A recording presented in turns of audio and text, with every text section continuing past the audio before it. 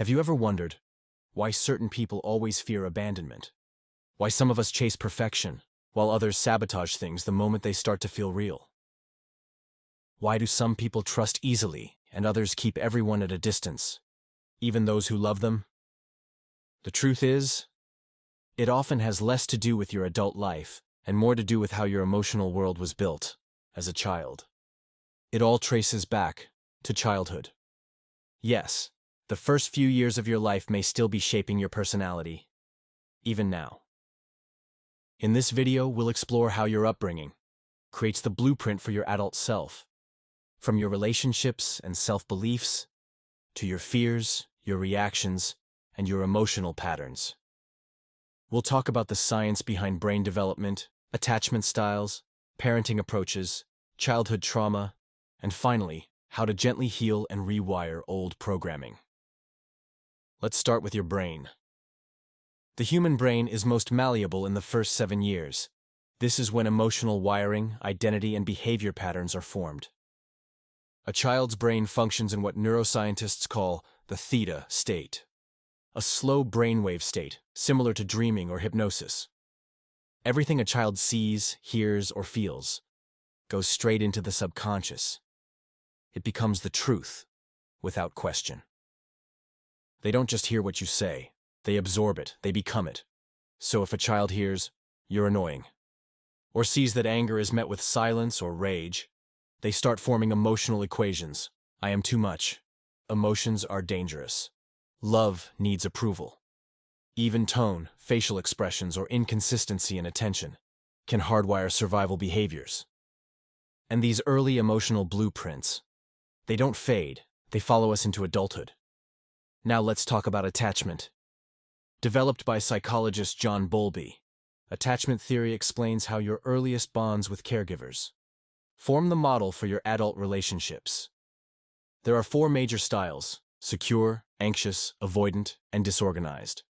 Secure attachment forms when a child experiences consistent love, emotional safety, and predictability. These adults tend to form healthy, balanced relationships. Anxious attachment develops when love is inconsistent, when attention is given, but then withdrawn. These adults often fear abandonment, overanalyze, and feel they need to earn love. Avoidant attachment forms when a child's emotions are dismissed, mocked, or ignored. They learn it's safer to rely only on themselves, and in adulthood, intimacy can feel overwhelming. Then there's disorganized attachment, the result of fear, trauma, or abuse. Here, love and fear are mixed together. These adults may crave closeness, but push it away at the same time. Your attachment style influences how you express love, manage conflict, and cope with stress. And unless healed, it repeats itself, again and again. Parenting shapes your identity, often more than you realize. Psychologists recognize 4 basic parenting styles: authoritative, authoritarian, permissive, and neglectful. Authoritative parents are supportive yet firm. They listen, but they also set boundaries. Children raised this way usually develop self-confidence and emotional intelligence. Authoritarian parents demand obedience without emotional support. Their love often feels conditional. Children may grow into anxious adults, either rebelling against authority or feeling they must achieve to be worthy. Permissive parents are lenient, often too lenient. They provide warmth but little structure. Children may lack impulse control, boundaries, or resilience. Neglectful parenting is the most damaging, when a child's emotional and physical needs are ignored. This can lead to depression, substance issues, or difficulty trusting others. But remember, parenting styles aren't always clear-cut.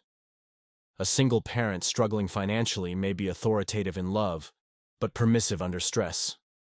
No upbringing is perfect, but its impact is lasting. When we say childhood trauma, many people imagine violence or abuse.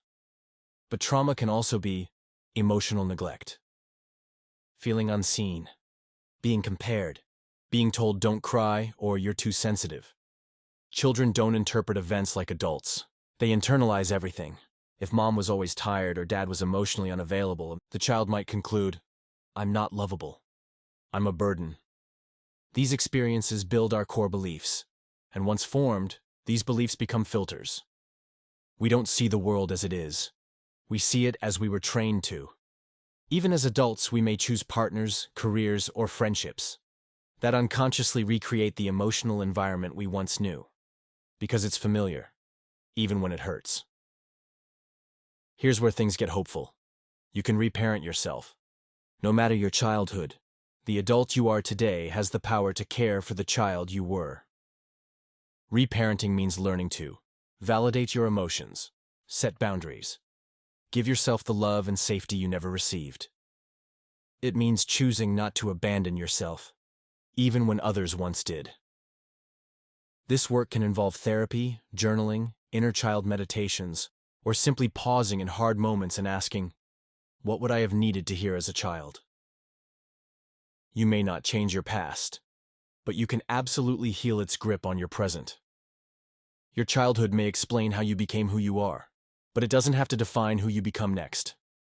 You're not broken, you were shaped, and what was shaped can be reshaped.